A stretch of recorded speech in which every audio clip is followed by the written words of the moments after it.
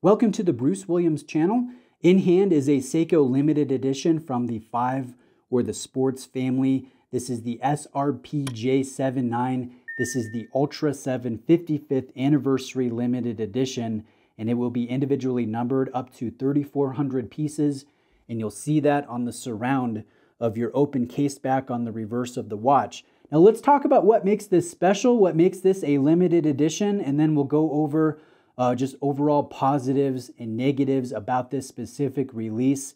This watch will have TDF-UG printed on the dial just above the automatic signature.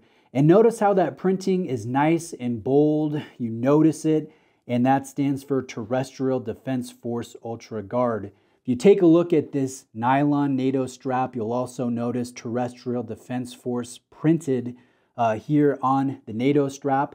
And if you take a look at the case back of the watch, there will be a red screening of the Ultraseven character, behind which you can get a hint of the 4R36 movement beyond that carries DiaShock shock absorbers. It has 24 joules. It beats at 3 hertz or 21,600 times every hour, and will carry a rather pedestrian power reserve of 40 hours.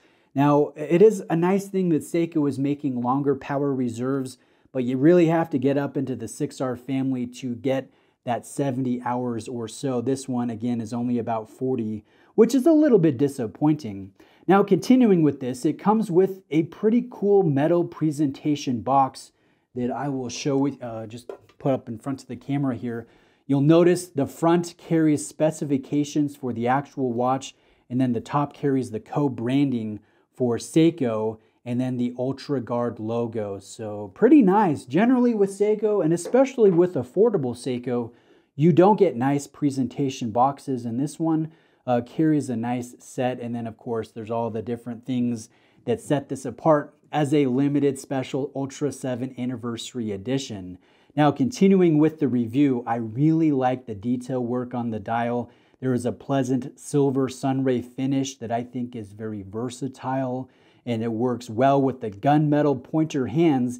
And then the black printing for the index track on the dial in between each one of these hour markers, that works well with your black chapter ring.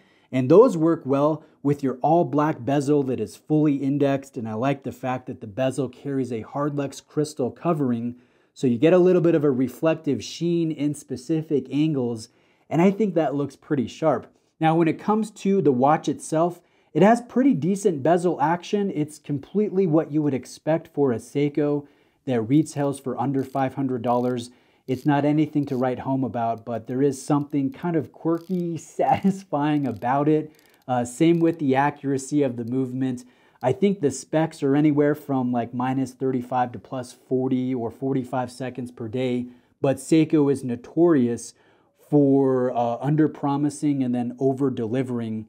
In all my years of enjoying the 4R36, I've never really had anything that's been off more than 25 or 26 seconds per day. And I think that would be accurate to estimate if you were to pick up one of these, you're probably going to get similar accuracy. It's a Seiko Sports. It's an entry model, so you're not going to get a chronometer. You're not going to get a really great bracelet. You're not going to get a sapphire crystal or satisfying bezel action.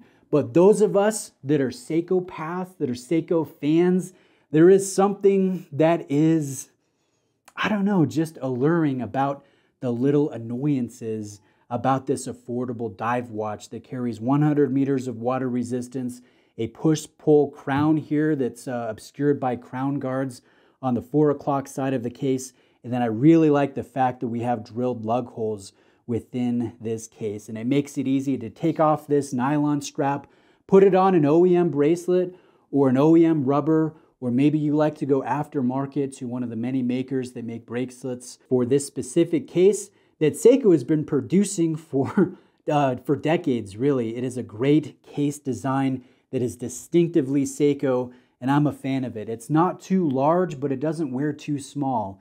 It has some universal appeal. Though I will say, with this specific limited edition, it's probably a little bit limited in the appeal because I think you have to enjoy the Ultraseven tie-in to really get the fullest experience from this watch.